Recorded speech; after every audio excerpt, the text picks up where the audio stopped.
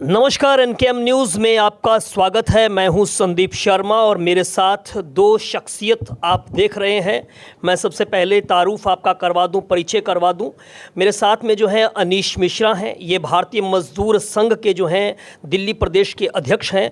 और डॉक्टर दीपेंद्र चाहर हैं। डॉक्टर दीपेंद्र चाहर जो है वो महामंत्री हैं, महासचिव हैं दिल्ली प्रदेश भारतीय मजदूर संघ के। सवाल दिल्ली सरकार का है। दिल्ली सरकार जिन्होंने दावा किया था कि वो दिल्ली को जो है वो बेहतर बनाएंगे, दिल्ली के लोगों की समस्याओं का जो है वो समाधान करेंगे, लेकिन दिल्ली के अंतर्गत आने वाले, दिल्ली सरकार के अंतर्गत आने वाले बहुत सारे विभाग जो हैं वो परेशान हैं। चाहे वो दिल्ली नगर निगम की बात करें या डीटीसी की बात करें या दिल्ली जल बोर्ड की बात करें। और भारतीय मजदूर संघ एक ऐसी संस्था है मजदूरों की जिसमें तमाम देश भर के मजदूर वर्ग के जो संगठन हैं वो भारतीय मजदूर संघ उनकी आवाज़ को उठाता है। और 11 तारीख को, 11 अक्टूबर को जो है एक बड़ा प्रदर्शन जो है वो दिल्ली सचिवालय का जो है वो घेराव किया जा रहा है। एक बड़ा प्रदर्शन जो है वो भारतीय मजदूर संघ करने जा रहा है। और उसी की क्या रूपरेखा है, क्यों प्रदर्शन करने जा रहा है, क्या क्या समस्याएं हैं, उसके बारे में सबसे पहले अनीश मिश्रा जी से बात करते हैं। अनीश जी, आपका बहुत बहुत स्वागत है। मोर्चा खोल रहे हैं आप लोग दिल्ली सरकार के खिलाफ। दिल्ली सरकार, क्या वजह क्या है? दिल्ली सरकार का मोर्चा नहीं खोल रहे, वास्तव में इसकी आवश्यकता काफ़ी पहले से थी। 2013 से ये आम आदमी पार्टी सरकार दिल्ली के अंदर है, लेकिन पिछले 2013 से लेकर के अब तक इस वाली सरकार ने दिल्ली को अंदर से खोखला कर दिया। दिल्ली में उन्होंने डीटीसी एकदम ख़त्म करने के कगार पर लिया है। डीटीसी का जो बेड़ा लगातार एक समय सीमा होती है, कुछ वर्ष में बसें रिटायर होती हैं, नई बसें आती हैं, लेकिन वर्तमान में पता करें तो डीटीसी का बेड़ा लगभग ख़त्म होने वाला है। डीटीसी ख़त्म होने के कगार पर आ गई है। वहाँ के कर्मचारी सब कॉन्ट्रैक्ट पर काम करते हैं, वहाँ पर स्थायी कर्मचारी नहीं है, उनका सबका शोषण होता है। उसी तरीके से जो अन्य जितने भी दिल्ली सरकार के जितने, चाहे वो जल बोर्ड हो चाहे अन्य विभाग हो, हर एक विभाग की यही स्थिति है। वहाँ पर कोई इसी प्रकार की कोई सामाजिक सुरक्षा नहीं है कर्मचारियों के लिए, समय पर वेतन नहीं मिलता। दिल्ली के विकास लगभग ठप्प पड़ा हुआ है। दिल्ली के अंदर विकास की चर्चाएं तो बहुत करते हैं, विकास के नाम पर, भ्रष्टाचार के नाम पर आ गए थे। भ्रष्टतम सरकार अभी तक की दिल्ली में है, जिस सरकार के 2-2 मंत्री आज भी भ्रष्टाचार के आरोप में जेल में बंद हों। और दिल्ली के अंदर हम सब लोग दिल्ली में रहते देखते होंगे सड़कों की, नालियों की, बाकी की क्या स्थिति है। कर्मचारी, चाहे वो अनऑर्गेनाइज सेक्टर के कर्मचारी हों, वहाँ के श्रमिक हों, कंस्ट्रक्शन वर्कर हो।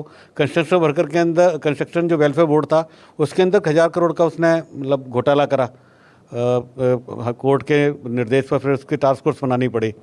तो कुल मिलाकर के 2013 से राज कर रही है ये सरकार, कर्मचारी विरोधी है। कर्मचारी के हितों में उन्होंने कुछ नहीं किया। जब एक आदमी के बर्दाश्त करने की क्षमता ख़त्म हो जाती है तो फिर उसके पास आक्रोश प्रदर्शित करने के अलावा कोई रास्ता नहीं बचता। तो भारतीय मजदूर संघ दिल्ली के सभी श्रमिक वर्ग के साथ 11 अक्टूबर को उनकी मांगों को लेकर के दिल्ली सचिवालय पर प्रचंड प्रदर्शन करने जा रहा है। सर, कितनी बड़ी संख्या जो है वो जो है दिल्ली सचिवालय पर जो है भारतीय मजदूर संघ के नेतृत्व में जो है वो कर्मचारियों की दिखाई देगी?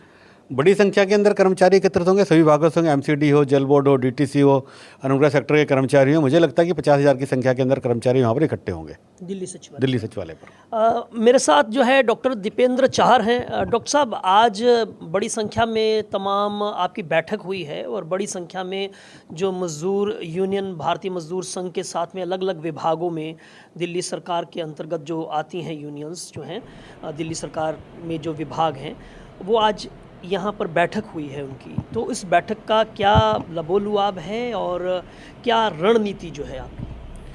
देखो, मज़दूर बहुत दिन से परेशान था, कर्मचारी भी परेशान है। अभी आप देख रहे होंगे कि आंगनबाड़ी ने एक आंदोलन किया, तो ये जो आंदोलनकारी सरकार है, जो आंदोलनों से आई है, इसने उस आंदोलन में बैठी बहनों को निष्कासित कर दिया, आज नौकरी से निकाल दिया। और इसके अलावा आशा वर्कर को आप देख रहे हो, आशा वर्कर जो बहनें हैं उनको 6-6 माह में उनका जो बनता है, एक इंजेक्शन लगाने के इतने पैसे, दवा देने के इतने पैसे, उस हिसाब से पूरे महीने भर का 2,000 रुपये उनका बनता है। तो उनके मानदेय की बात करें, एक आप आजकल एक देख रहे हो सिविल डिफेंस वाले जो हम कह रहे हैं इन्होंने आपको नौकरी दी, 16,000 लोग ऐसे हैं जो सिविल डिफेंस में हैं, 5 माह से उनको ये वेतन नहीं दे पा रही है सरकार। डीटीसी की बात करें तो पेंशन कर्मी जो है सड़क पे हैं, अभी उन्होंने आंदोलन किया और वो पैदल मार्च उन्होंने सचिवालय तक किया, और वो आज वो 11 अक्टूबर को भी हमारे साथ वो आ रहे हैं, पैदल मार्च करेंगे, सचिवालय घेराव करेंगे। वेतन देने में दिल्ली सरकार के अधीन 12 कॉलेजेस आते हैं, 12 कॉलेज आप ये देख रहे होंगे आज के युग में वेतन न मिलना, आज के युग में वेतन न मिलना, दिल्ली सरकार उनका वेतन नहीं दे पाती है, कई कई महीने बाद उनका वेतन मिलता है। अगर करें हम एमसीडी की बात करें तो एमसीडी में जो है प्रमोशन नहीं, संविदा कर्मियों के रेगुलेशन की बात नहीं, जहां पर एमसीडी में उसने 8वें नंबर पर, जब आम आदमी पार्टी की सरकार गई तो 8वें नंबर पर उसने लिखा कि एमसीडी में संविदा कर्मी होंगे, उन्हें स्थायी करेंगे। मलेरिया विभाग है, उसमें 3 माह के लिए कर्मचारी को रखना, बाकी के छोड़ देना। ये डीटीसी के कर्मचारी जो आप देख रहे हैं कि डीबीसी के कर्मचारी, हाँ, डीटीसी के साथ में, हाँ, तो वो एमसीडी की बात करें हाँ, तो एमसीडी में ये सब कर्मचारी, बहुत सफाई कर्मचारी बहुत परेशान है। ये सब परेशान होकर दिल्ली सरकार को जगाने के लिए, ये वो सरकार है जो ये कहती थी कि मैं आम जनता को सुनूंगा, तो सुनने की क्या चल रही है, नीति लाते हैं तो शराब नीति लाते हैं। शिक्षा नीति में अपने यहाँ के जो शिक्षक हैं उनको फिलीपींस भेजना चाहते हैं या कहीं दूसरे देश में, फिनलैंड में भेजना चाहते हैं। अरे अगर आपको शिक्षा ठीक करनी है तो सेंट्रल स्कूल में आप भ्रमण कराइए ना, ट्रेनिंग कराइए ना। सेंट्रल स्कूल इतने अच्छे चलते हैं, उनमें उनसे आप प्रेरणा लीजिए। बहुत सारे ऐसे स्कूल हैं दिल्ली के जो दुनिया में नाम है, उन स्कूलों में अपने शिक्षकों को भेज सकते हैं। लेकिन अपने साथियों को, अपने मित्रों को विदेश की यात्रा करानी है तो ऐसी योजना बनाना, विदेशों में भेजना, तो उनकी सारी नीतियां खराब हैं। शराब नीति ने भी आप देख ही रहे होंगे, जेल में पड़े हैं। शिक्षा नीति भी एक दिन घोटाला निकलेगा, उसमें भी ये क्या करने जा रहे हैं, बड़े बड़े हाईटेक सामान खरीद के स्कूल को अच्छा दिखा दिया, शिक्षा का क्या स्तर सुधर रहा है। ये तो आम जनता को पूछिए कि वो सरकारी स्कूल में बच्चों को क्यों दाखिल नहीं करता है, एमसीडी के स्कूलों में क्यों दाखिल नहीं करता है। ये तो आम जनता का दर्द है। अब ये आप राशन कार्ड पर रोक लगा रखी है।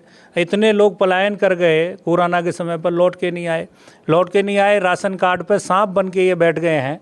नए लोगों को मौका नहीं दे रहे हैं। जिनके राशन कार्ड पहले से बन गए, उनके बच्चे सक्षम हो गए हैं, उनको राशन कार्ड की कैटेगरी से बाहर नहीं कर रहे हैं। एक भी राशन कार्ड नहीं बन रहा है गरीब मजदूर को। वो केंद्र की एक स्कीम है, भाई सबको दो, है ना। तो इसलिए मजबूरी में कोरोना के समय पे भी इन्होंने, राजनीतिक लोगों ने, अगर किसी इन आम आदमी पार्टी के कार्यालय में जाके या विधायक के कार्यालय में जाके पर्ची मिलेगी तो राशन मिलेगा, अन्यथा आपको मजदूर को राशन भी नहीं मिलेगा।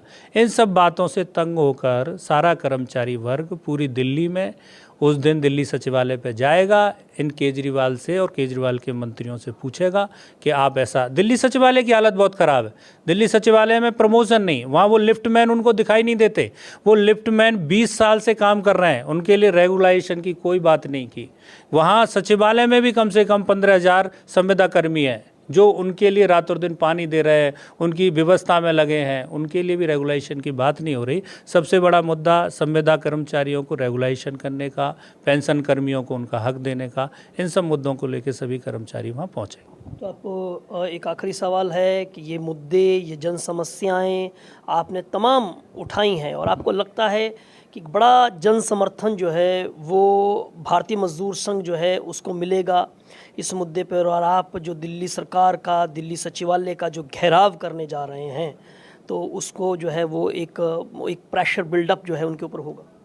नहीं, ये लोकतंत्र जो है जनतंत्र के द्वारा ही चलना चाहिए, ऐसा मुझे मानता है कि ऐसे सभी संगठनों को जो देश को प्रथम मानते हैं, राष्ट्र को प्रथम मानते हैं, इस आंदोलन में हमारा साथ देना चाहिए। उन्हें भी इस आंदोलन में आना चाहिए।